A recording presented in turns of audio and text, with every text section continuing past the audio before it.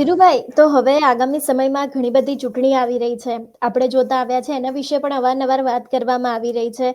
આ ચૂંટણીમાં હવે ક્યાંક નવા-જૂની થઈ શકે છે એવા એંધાણ દેખાઈ રહ્યા છે. 2027નું ચિત્ર છે, એ પણ ક્યાંક થોડુંક હવે દેખાઈ રહ્યું છે કે કોઈક બદલાવ આવી શકે છે રાજનીતિની અંદર, અથવા તો પછી જે તે નેતાઓની અત્યારની પરિસ્થિતિ છે એમાં પણ કોઈક બદલાવ આવી શકે છે એવી શક્યતાઓ દેખાઈ રહી છે. તમે શું માનો છો? હવે આગામી સમયની જે ચૂંટણી આવી રહી છે, એક તરફ ભારતીય જનતા પાર્ટી ગોપાલ ઇટાલિયાના વખાણ કરી રહી છે, બીજી બાજુ ક્યાંક આમ આદમી પાર્ટી મજબૂત બની રહી છે, તો ક્યાંક તૂટી પણ રહી છે. ભારતીય જનતા પાર્ટીમાં પણ એવું છે, અંદરો અંદરના ડખા અત્યારે ખૂબ જ ચરમસીમાએ પહોંચ્યા છે. આપણે જોતા આવ્યા છે કે સૌરાષ્ટ્ર હોય કે પછી ગમે તેવા વિસ્તાર હોય, ક્યાંક પહોંચી રહ્યા છે. તમે એને કેવી રીતે જોવો છો હવે આગળનો જે સમય આવશે એને? મને સ્વાભાવિક છે, લોકો લાંબા સમયથી પોતાના પ્રશ્નોથી કંટાળ્યા હોય. આખરે તો ધારાસભા કોર્પોરેશનોમાં સ્થાનિક પ્રશ્નો મહત્વના છે. નો ડાઉટ, જ્યારે કેન્દ્ર સરકારની વાત આવે, કેન્દ્રીય પ્રશ્નોની વાત આવે, જ્યારે આખા ભારત કક્ષાએ, ત્યારે કદાચ લોકો માટે ક્યાંક ભાજપના શાસન માટે થોડી ઊણી લાગણી હોય છે. પણ ગુજરાત કક્ષાએ, સ્થાનિક કોર્પોરેશન કક્ષાએ અને જિલ્લા પંચાયતની કક્ષાએ, ગ્રામ્ય વિસ્તારોમાં લોકો સ્થાનિક પ્રશ્નને મહત્વ આપતા થયા છે. આવી સ્થિતિ વચ્ચે હવે જો ભાજપ પોતાના દ્રષ્ટિકોણથી નહીં, લોકોના દ્રષ્ટિકોણથી ચૂંટણીનો વ્યૂહ જો નહીં બનાવે, તો આવનારા દિવસોમાં એને લોકોની વચ્ચે જવું અઘરું પડશે. ભાજપે, મેં ફરી વાર કહું છું, એક દાખલો આપું. ગોપાલભાઈએ વિસાવદરમાં પ્રજાના પાયાનો પ્રશ્ન એક ઉપાડેલો, એનો દાખલો આપું. સસ્તા અનાજની દુકાનોમાંથી લોકોને, ગરીબ માણસોને મળતો માલ બારોબાર એલા અનાજ માફિયાઓને ઘર તરફ જતો રહે, અથવા તો અનાજ માફિયાઓમાં આ માલ વગે થઈ જાય, એ પ્રશ્નની એવડી મોટી અસર લોકોની વચ્ચે પડી અને એ લોકો દ્વારા રજૂઆત છે કલેક્ટર સુધી કરવામાં આવી અને કલેક્ટર દ્વારા વિસાવદર પંથકના સસ્તા અનાજના દુકાનદારો સામે પગલા ભરવામાં આવ્યા. ગોપાલ ઇટાલિયા અને આમ આદમી પાર્ટી, બીજી વાર કહું છું કે વ્યૂહાત્મક રીતે લોકોમાં જે એકદમ અસંતોષ હોય એવા પ્રશ્નોને ઉપાડીને જે રીતે આગળ વધી રહ્યા છે, ભાજપનું શ્રેષ્ઠ નેતૃત્વ, કાર્યકરો નહીં, કારણ કે કાર્યકરો અને અધિકારીઓ વચ્ચે તો એક સાંઠગાંઠ થઈ ગઈ છે ભ્રષ્ટાચારની. કાર્યકરો અને અધિકારીઓ એટલા બધા મિલાપીપણું થઈ ગયું છે ને કે લોકોના પ્રશ્નોની વાત ઉપર સુધી પહોંચતી નથી. કેટલાક લોકો છે મુખ્યમંત્રી સુધી જઈ આવ્યા પછી પણ જુનાગઢના પાયાના પ્રશ્નો ઉકેલાણા નથી અને મુખ્યમંત્રીએ અહીંયા આવીને જુનાગઢમાં ચેતવણી આપી છે કે તમે સમજો તો સારું. આવી સ્થિતિ વચ્ચે પણ પ્રશ્નો નથી ઉકેલાય, એનો મતલબ એ થયો કે પદાધિકારીઓ અને અધિકારીઓએ સાથે મળીને સાંઠગાંઠ કરીને ભ્રષ્ટાચારનો જે આખી ચેઇન ગોઠવેલી છે ને, જો નહીં તૂટે ને, તો આવનારો સમય ભાજપ માટે સારો નથી.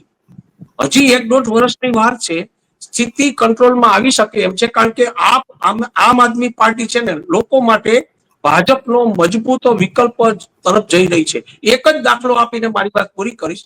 જુનાગઢના બાઉદીન કોલેજ અને જ્યાં ધર્મસ્થળોમાં અત્યારે શ્રાવણ મહિનો ચાલે છે બેન, અને શ્રાવણ મહિનામાં ભૂતનાથનું મંદિર બહુ મોટું શ્રદ્ધાનું કેન્દ્ર છે. આ શ્રદ્ધાનું કેન્દ્ર ભૂતનાથનું મંદિર, જ્યાં સાંજ પડે તો લગભગ 1000, 1200, 1500 કે 2-5000 લોકો ભેગા થઈને મહાદેવની આરતીમાં ભાગ લેતા હોય છે. અને નજીકમાં જ બાઉદીન કોલેજ, જે સૌરાષ્ટ્રની નહીં, ગુજરાતની સૌથી એન્ટિક અને સૌથી ભવ્ય કોલેજ છે, જેને ગુજરાત સરકારે હમણાં એક સ્પેશિયલ પેકેજ દ્વારા એક આદર્શ કોલેજ તરીકે એને જાહેર કરવામાં આવી છે. જુનાગઢ ન્યૂ કોર્પોરેશને આખા જુનાગઢની ગંદકી મોટો ઉકરડો બાઉદીન કોલેજ પાસે બનાવીને આજે જનરલ બોર્ડમાં વિરોધ પક્ષ દ્વારા એને શરમ થાય, તમને શરમ થવી જોઈએ, આ ચીજ કરીને એને ભયંકર રીતે એની ટીકા કરવામાં આવી છે. હવે આવડો મોટો પ્રશ્ન છેલ્લા લગભગ 5-1 દિવસથી વર્તમાન પત્રો સતત લખે છે, છતાં શાસનને કોઈ એની અસર નથી, કારણ કે ત્યાં ભ્રષ્ટાચાર છે. શાસનની અંદર કોર્પોરેશનમાં એટલો ભ્રષ્ટાચાર વ્યાપ્યો છે, લોકો એટલા થાક્યા છે કે જો હવે પછી કોર્પોરેશનના પ્રશ્નોને લઈને આમ આદમી પાર્ટી કે કોંગ્રેસ જે લોકો પણ આવશે એને યાદ રાખજો. અત્યારે હું કહું છું, આ નિર્ભય ન્યૂઝ દ્વારા શાસકોને હું ચેતવણી આપવા માટે માંગુ છું કે જો આપ બરાબર જો આ લોકોના પ્રશ્નોને લોકોની વચ્ચે તમે નહીં જાઓ, તો આવા પ્રશ્નો જો તમે ભ્રષ્ટાચારના બોરિંગથી તમે એ પ્રશ્નોને જેમના તેમ રાખશો ને, અને લોકો જો થાક્યા છે હવે, તો પછી તમારો મજબૂત વિકલ્પ શોધવો લોકો માટે હવે દૂર નથી. આ ચેતવણી છે. આ આપણી ન્યૂઝ ચેનલ દ્વારા જુનાગઢના શાસકો, સૌરાષ્ટ્રના ખાસ કરીને ભાજપના નેતાઓ માટે આ લાલબત્તી સમાન છે. જી ધીરુભાઈ, ગોપાલ ઇટાલિયા દ્વારા ગઈકાલે એક વિડીયો મૂકવામાં આવ્યો હતો, કદાચ તમારા નજરમાં આવ્યો હશે. દુઃખ સાથે એવું જણાવ્યું હતું કે જે ચર્ચાઓ થવી જોઈએ એ ચર્ચાઓ થઈ નહીં ને એના સિવાય બીજી ચર્ચાઓ લોકો દ્વારા કરવામાં આવી છે. પણ અહીં એક વાત તો સ્વાભાવિક છે, જે સમયે કાંતિ અમૃતિયા ને એમના વચ્ચે રાજીનામા સુધીની જ્યારે વાતો થઈ ગઈ હતી, તો એ ફોટો જ્યારે સામે આવે ત્યારે એ ફોટો ચર્ચામાં આવવાનો જ છે. એ સીધી જ વસ્તુ છે. પરંતુ તેમ છતાં પણ ગોપાલ ઇટાલિયાનું એવું માનવું છે કે જે ચર્ચાઓ થવી જોઈતી હતી એ ચર્ચાઓ થઈ નથી. કે મેં ઘણા બધા ટાઉન પ્લાનિંગના સવાલ જવાબ છે કે ઘણું બધું મેં ઉપાડ્યું હતું, કે તેમ છતાં પણ એ વિષયને લઈને કોઈએ કોઈ ચર્ચા ના કરી, કે મેં બહાર આવીને મારી જે ગતિવિધિઓ કઈ રહેલી છે એના વિશે લોકોએ વાત કરીને મીડિયાના લોકોને પણ કંઈકનું કંઈક કહેવામાં આવ્યું હતું. ગોપાલ ઇટાલિયાના એ વિડીયોને લઈને તમારું શું માનવું છે એક પત્રકાર તરીકે, અને ખાસ કરીને વિસાવદનના રાજકારણમાં તમે એ વિડીયોને કેવી રીતે જોઈ રહ્યા છો? જી ધીરુભાઈ. બહુ સારો પ્રશ્ન છે. ગોપાલ ઇટાલિયાનો એક જે વિડીયો હતો એની અંદર ટાઉન પ્લાનિંગનો જે પ્રશ્ન હતો એને વિશે વાત કરવામાં આવી હતી.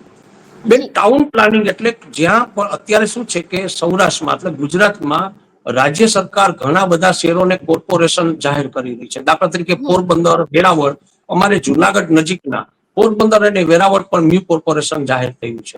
હવે મ્યુ કોર્પોરેશન જાહેર થાય છે નગરપાલિકામાંથી, એટલે આજુબાજુના વિસ્તારની જે જમીન છે, આજુબાજુના જે ગ્રામ્ય વિસ્તારો છે, એ કોર્પોરેશનમાં સમાવવા માટે એની એક ટાઉન પ્લાનિંગ સ્કીમ બનાવવામાં આવે છે, ટીપી. એટલે આજુબાજુના વિસ્તારનો એક વિકાસ નકશો ગવર્મેન્ટ અથવા તો જે તે વિસ્તારના સત્તામંડળ દ્વારા એ બનાવવામાં આવે છે.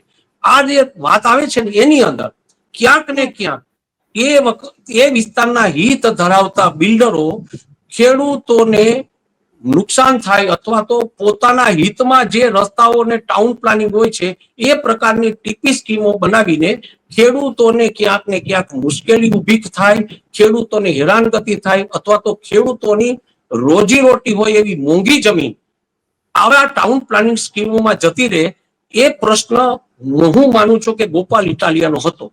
અને એની અંદર ભાજપના કેટલાક સ્થાનિક નેતાઓનો પણ ટેકો મળ્યો છે અંદર ખાને. મારી પાસે સોર્સ.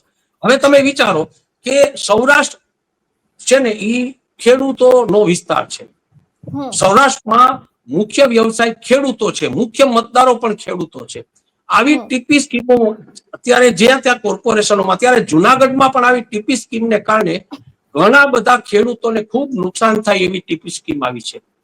જે તે વિસ્તારના સત્તામંડળો, દાખલા તરીકે જુનાગઢ અર્બન ડેવલપમેન્ટ જે રીતે અસ્તિત્વમાં આવે છે, એ ખરેખર તો એ વિસ્તારના વિકાસ માટે અને ખેડૂતોને ક્યાંક ક્યાંક એની જમીનનું યોગ્ય વળતર મળે અને ખેડૂતોને અસંતોષ ન થાય અને એ વિસ્તારનો વિકાસ થાય ને એવી રીતે કરવાનું હોય છે. એને બદલે ગોપાલભાઈ એ કહે છે કે ખેડૂતોને જબર અન્યાય થાય છે, ખેડૂતોનું કોઈ સાંભળનારું નથી. ફક્ત ને ફક્ત કેટલાક ભૂમાફિયાઓ દ્વારા પોતાની ઈચ્છા મુજબ આવી ટીપી સ્કીમો બનાવીને ખેડૂતોની જમીનો અડપી લેવામાં આવે છે. એનો બહુ પ્રતિસાદ મળે છે. હવે પછી હજી કહું છું ને કે ગોપાલ ઇટાલિયાનો આ વિડીયો લોકપ્રિય બહુ થયો છે. ખેડૂતોમાં તો ઘણી બધી જગ્યા ઉપર ગોપાલભાઈની વાતને સમર્થન આપવામાં આવે, જબર પ્રતિસાદ મળે છે. હજી કહું છું કે સૌરાષ્ટ્રની તરફ અને ગુજરાતના આવા મોટા પ્રશ્નો માટે ભાજપ જો ધ્યાન નહીં આપે ને તો એના પગ નીચેથી જમીન સરકવાની શરૂ થઈ ગઈ છે. જી ધીરુભાઈ, અમારી સાથે જોડાવા બદલ આપનો ખૂબ ખૂબ આભાર. Thank you. જે પ્રમાણે ધીરુભાઈએ આપણને રાજકારણ સમજાવ્યું, સૌરાષ્ટ્રનું રાજકારણ સમજાવ્યું, ને તેની સાથે ગોપાલ ઇટાલિયાનો વિડીયો છે એ પણ ખૂબ જ ચર્ચામાં આવ્યો હતો, એના વિશે પણ વાતચીત થઈ.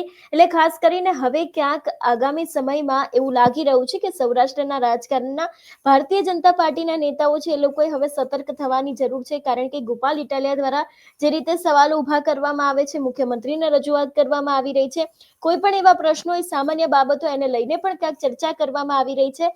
આગામી સમયમાં જોવાનું રહેશે કે હવે રાજકારણમાં શું નવા જૂની થાય છે. તમારું શું માનવું છે આ વિષયને લઈને અમને કમેન્ટ કરીને ચોક્કસ જણાવજો. તેની સાથે અમારી ચેનલ નિર્ભય ન્યૂઝને લાઈક, શેર અને સબસ્ક્રાઇબ કરવાનું ભૂલશો નહીં. નમસ્કાર.